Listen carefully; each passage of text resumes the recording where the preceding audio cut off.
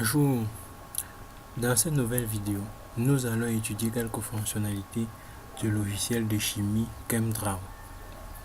Ce logiciel permet d'effectuer de nombreuses réalisations en chimie, par exemple la saisie des mécanismes réactionnels et bien d'autres éléments. En fait, ce que vous observez là, c'est l'interface du logiciel ChemDraw et ici c'est la version 10. Alors, nous pouvons constater que là, nous avons la barre de tâches. Et tout juste en bas, nous avons la barre d'outils.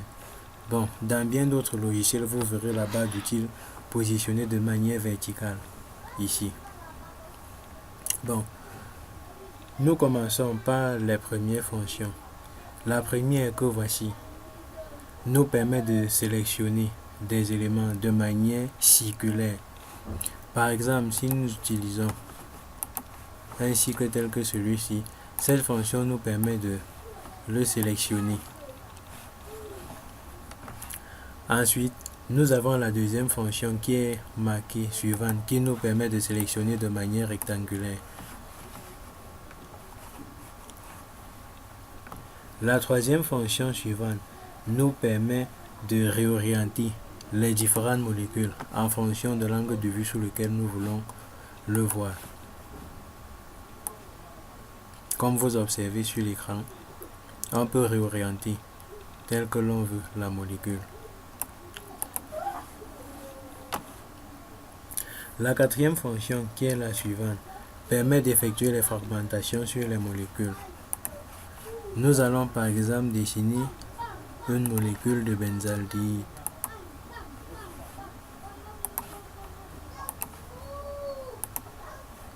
Que voici.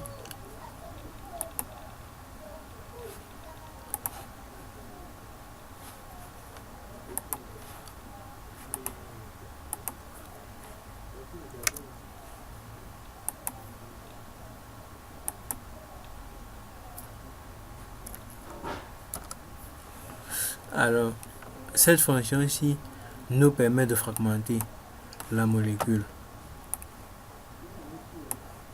et nous permet d'obtenir les différents produits, les différents chaînons de la fragmentation. Ça, c'était pour la fonction numéro 4, la fonction fragmentation. Ensuite, nous avons la fonction liaison simple. Elle permet d'ajouter les différentes liaisons au niveau des molécules.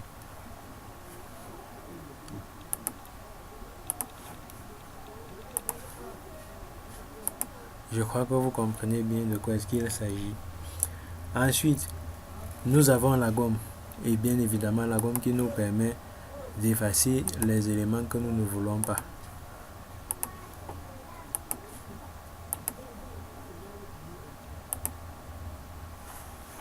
Alors, ensuite, nous pouvons parler des liaisons multiples que voici. À l'intérieur, nous avons des doubles, triples liaisons, ainsi de suite. Si nous prenons le cas de cette double liaison, on peut ajouter une double liaison là.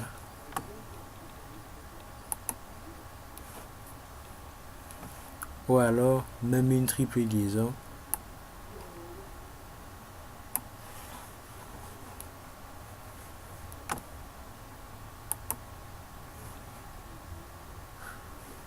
Non, ce carbone est pentavalent, il y a problème.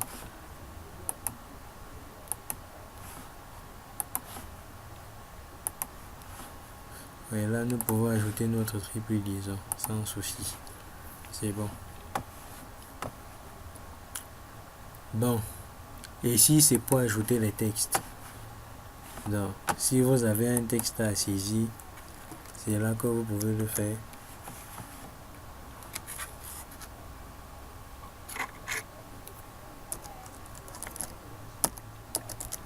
Là, vous ajoutez du texte.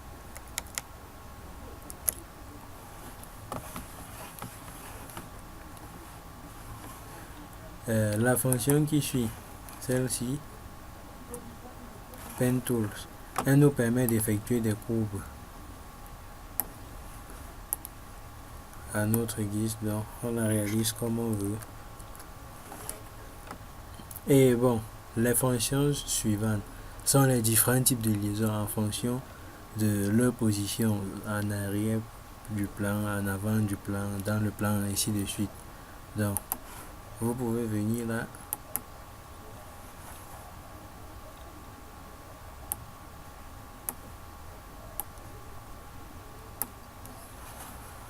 Je crois que vous voyez.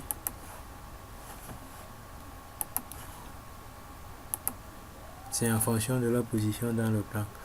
Et ceci permet d'expliquer qu'on ne sait pas s'il est dans le plan ou en arrière du plan ou en avant du plan. Donc, la fonction suivante, c'est là les flèches qui nous permettent de saisir les flèches. Là, c'est pour les réactions chimiques, soit les mécanismes réactionnels en fonction de la position du déplacement que vous voulez effectuer. Ou alors pour la stéréoisomérie, les fonctions à double sens, les flèches à double sens, pardon. Elles sont où?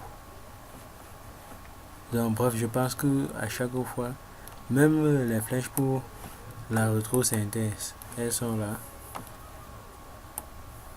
Bref, il y a un peu de tout. Je pense qu'avec le temps, vous allez mieux vous accommoder à ça. Donc on a les flèches pour les isomères. Bon, bref, je pense que vous comprenez de quoi il s'agit. Et ici, c'est pour les orbitales. Vous pouvez introduire les orbitales. Après avoir ôté la molécule comme je vous ai présenté tout à l'heure.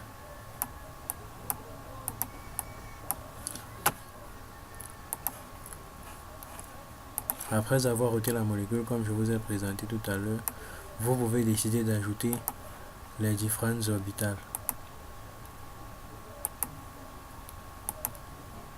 Donc bref, ne regardez pas beaucoup ce que je fais, c'est juste pour vous présenter à quoi servent chaque fonction. Donc,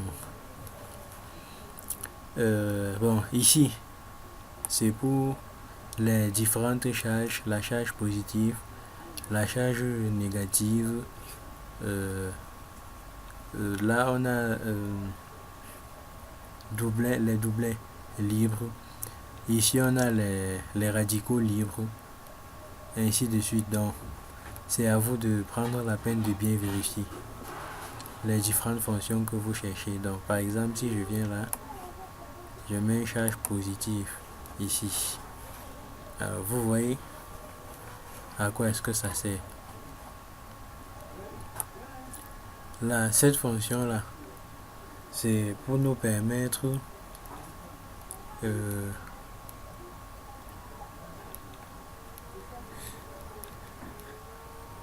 alors, cette fonction-là, c'est pour nous permettre de dessiner les chaînes longues, les chaînes qui sont extrêmement longues. Si on met chaîne à 15 atomes de carbone, 15 atomes de carbone, vous voyez, ça nous représente directement à ces niveaux-là. Bon, là, ça nous permet de mettre des molécules qui sont déjà représentées au préalable et qui sont un peu plus complexes que ce que nous représentons. Et aussi du matériel de laboratoire, les différents objets que vous pouvez utiliser pour vos montages, Béchet, Erlenmeyer, Fiole, ainsi de suite. Donc, vous avez les différentes molécules. C'est aussi valable pour la chimie que pour la biochimie. Donc, à vous de savoir ce que vous cherchez. Bon, ici c'est les représentations des cycles. Oui, les molécules insaturées. Donc, si vous avez besoin d'un cyclopropane, c'est ça. Si vous avez besoin d'un cyclobutane, c'est ça. Conformation chaise du benzène, c'est ça. le benzène lui-même en question, du cyclohexane, pardon, conformation chaise du cyclohexane. Vous avez les deux là, le benzène, c'est ça. Et je pense que c'est tout. Bon, lorsque vous voulez introduire un texte, maintenant vous voyez que lorsqu'il n'y a pas de texte, ces fonctions ne sont pas activées. Mais dès que j'introduis, que je veux saisir un texte, ces fonctions s'activent automatiquement. Bon, là, c'est pour permettre de classer le texte. Est-ce que je veux le commencer à la ligne ou est-ce que je veux le centrer, ainsi de suite. Bon, là, c'est pour mettre mon texte en gras. B, c'est pour signifier bold. I, c'est pour mettre le texte en italique. U, c'est pour souligner. Le CH2 ici indique si je veux écrire une molécule et avec le 2 en indice.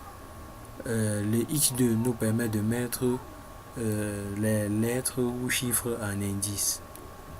Et là, c'est au carré. Bon, ici, c'est pour permettre de modifier la couleur du texte que nous voulons écrire.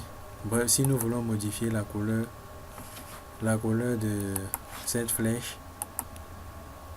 nous pouvons venir faire un clic droit et color.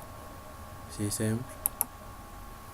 Et puis nous avons la couleur voulue. Bon, bref, je vous ai montré de manière détaillée comment est-ce qu'on pouvait utiliser, de manière ramassée, comment est-ce qu'on pouvait utiliser le logiciel ChemDraw. C'est avec beaucoup plus de temps et d'expérience de travail que vous allez vous améliorer. Mais du moins, je pense que les bases sont déjà établies. Lorsque vous avez effectué tout votre travail, lorsque vous voulez l'enregistrer, vous venez là, vous faites un clic, ça sauvegarde le document où vous voulez, ça peut être au bureau, je sais pas, dans un dossier que vous avez créé, ça dépend de vous. Donc, si la vidéo vous a intéressé ou bien si vous avez des remarques à faire, n'oubliez pas de les faire dans les commentaires. Et n'oubliez pas de liker et de vous abonner si la vidéo vous a intéressé.